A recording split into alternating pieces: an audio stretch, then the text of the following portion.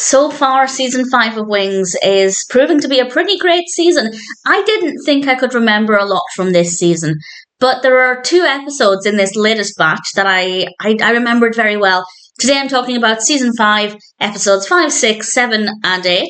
And as always, there will be spoilers from now as I go through the general plot points and share some thoughts. I don't have any real narratives. There is one moment that I think, in general, wasn't the strongest, but it wasn't really a criticism. It was more just, it ended on a note that I think was meant to be funny, and I would have liked to have seen a bit more. Not really a criticism, though. I'll talk about that when we get there. And we start off with Season 5, Episode 5, An Affair to Forget. This one's directed by Andy Ackerman. And we have 2 parts to the narrative. One involves Roy. He wants to ask somebody out, so Faye and Antonio help him. They give him a makeover. The reveal, he looked very dapper. He looked really great. And then he talks to the woman, and he's rehearsed one compliment, one pickup line. And I will say the woman was a bit bizarre when she said, carry on, tell me more. And he just kept repeating the same thing. So it wasn't the response that I think was a natural response, but it was very funny. I like how it played out. It worked really well. The main narrative focuses on the fact that Brian and Alex are going away for the weekend, and they're finally going to sleep together. It's going to be special, it's going to be romantic, it's going to be a really beautiful time. And Joe has to fly them out.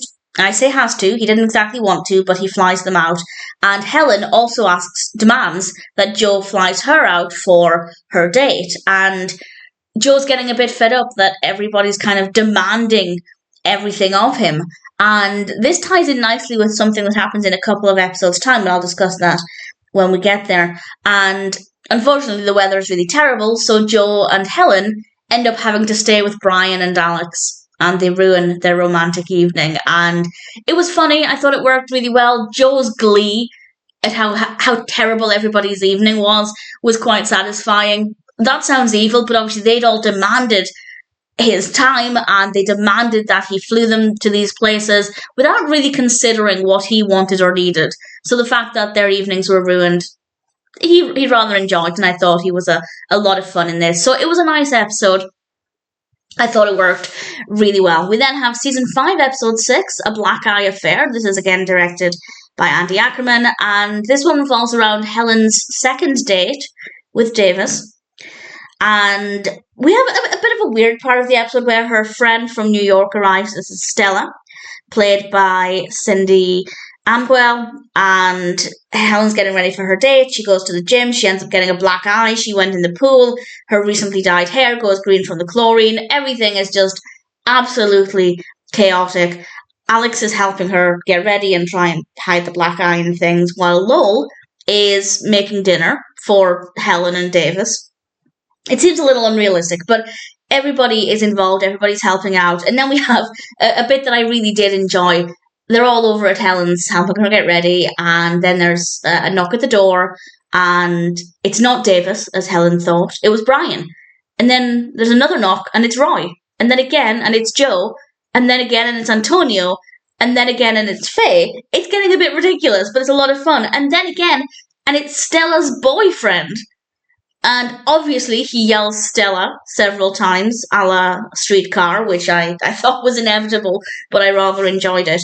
And it's just chaotic and good fun, and I really enjoyed it. But the one bit that I don't think worked that well, it's not that it didn't work well, it's just that I didn't find it as entertaining as it could have been, and this is my only real criticism, is that at the very end of the episode, there is another knock at the door. And this time it is Davis. But we only see it from Davis's perspective. We only see Helen opening the door and greeting him. I would have loved to have seen Davis's response to the absolute chaos. And I just think that would have been so much funnier than the fact that Davis wasn't actually there. Obviously, they didn't need to bring the actor back for the episode if they weren't even going to show him, so I can understand maybe why they did that. But for me as a viewer, I would have found that more entertaining. But not really a criticism, more just something that I think could have improved it. But I liked it. It was a fun episode. There was a lot of back and forth. It was a little bit ridiculous, and I had a lot of fun with it. We then come to Season 5, Episode 7, Joe Blows Part 1. This is directed by David Lee, and it starts off quite dramatically with Joe lying face down, floating in water. what has happened? Well, of course, the rest of the episode unfolds. And I have to say, the episode, in a good way, is exhausting. Everybody is pulling Joe in different directions, and I'll talk about this in a moment.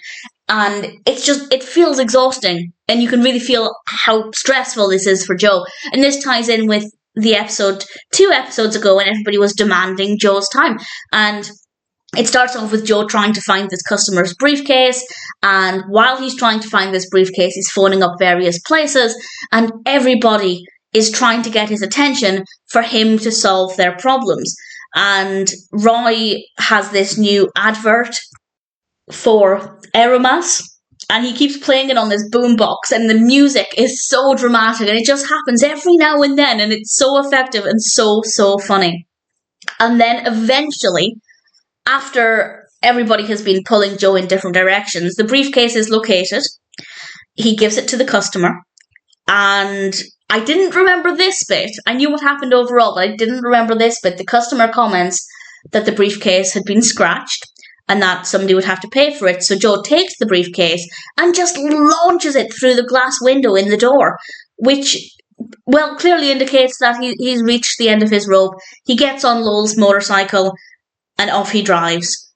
And then we see him in the water, and we realise that the water from the beginning of the episode was Joe face down in a swimming pool at a resort. I will say I think it would have been better. No, I'm watching these back to back, so it's not an issue. But when these were aired week after week, I think it would have been a little bit better if they'd left it with Joe driving off, because clearly he's gone off to do something dramatic. He's clearly flipped. He's had enough. He's driven off on Lowell's motorcycle.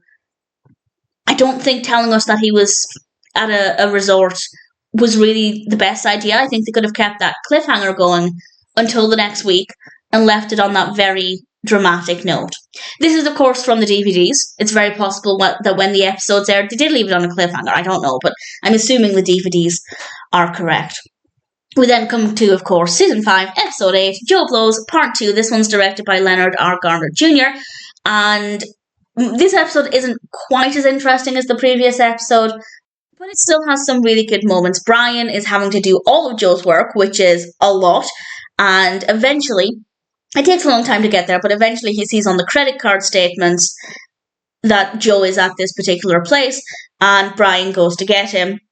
And Joe says no, and I'm going to sign the airline over to you, and he does. He signs it on, I think, a napkin or something, and Brian goes back to the airline. He's now in charge, and some guys are taking the aeroplane away, which, needless to say, is not great. He does come up with a solution, and then Joe comes back, just as Brian is dressed as a clown, which was a brilliant reveal.